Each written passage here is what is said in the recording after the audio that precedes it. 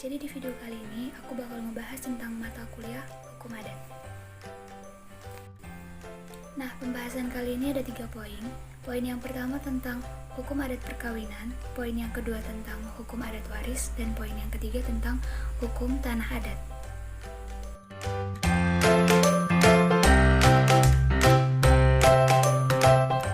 Nah, yang pertama aku bakal ngebahas tentang hukum adat perkawinan.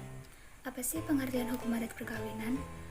Nah, hukum adat perkawinan itu adalah ikatan hidup bersama antara seorang pria dan seorang wanita yang bersifat komunal dengan tujuan untuk memiliki generasi penerus atau keturunan.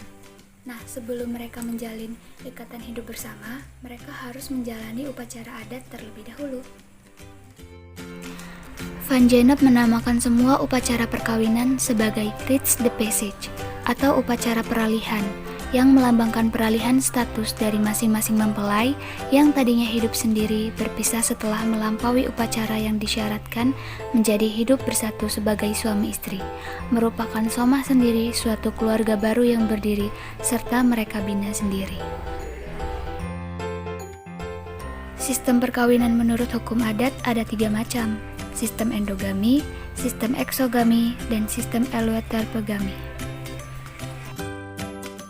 1. Sistem endogami, yaitu suatu sistem perkawinan yang hanya memperbolehkan seseorang melakukan perkawinan dengan seorang dari suku keluarganya sendiri. 2. Sistem eksogami, yaitu suatu sistem perkawinan yang mengharuskan seseorang melakukan perkawinan dengan seseorang dari luar suku keluarganya.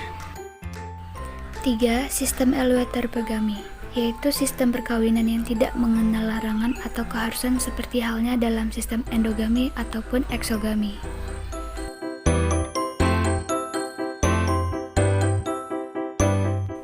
Nah, yang kedua tentang hukum adat waris. Hukum adat waris adalah hukum yang memuat tentang sistem dan asas-asas hukum waris, tentang pewaris dan ahli waris, tentang harta warisan, dan juga tentang harta warisan tersebut dialihkan penguasaan dan pemiliknya dari pewaris kepada waris. Unsur-unsur hukum waris. 1. Pewaris. Orang yang meninggal dunia atau orang yang memberikan warisan disebut pewaris. Biasanya, pewaris melimpahkan baik harta maupun kewajibannya atau hutang kepada orang lain atau ahli waris. 2. Ahli waris. Ahli waris adalah orang yang menerima warisan, disebut sebagai ahli waris yang diberi hak secara hukum untuk menerima harta dan kewajiban atau hutang yang ditinggalkan oleh pewaris. 3. Harta warisan.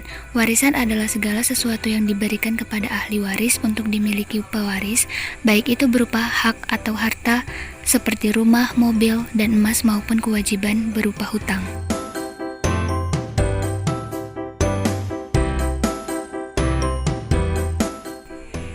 Pengertian hukum tanah adat terbagi 2 pengertian.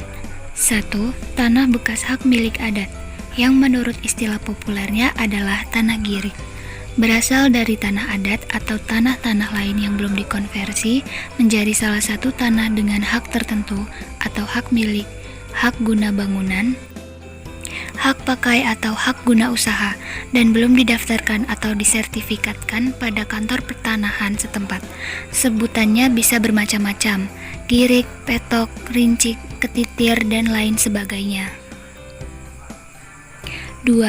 Tanah milik masyarakat ulayat hukum adat, yang bentuknya seperti tanah titian, tanah pengairan, tanah kas desa, tanah bengkok, dan lain-lain.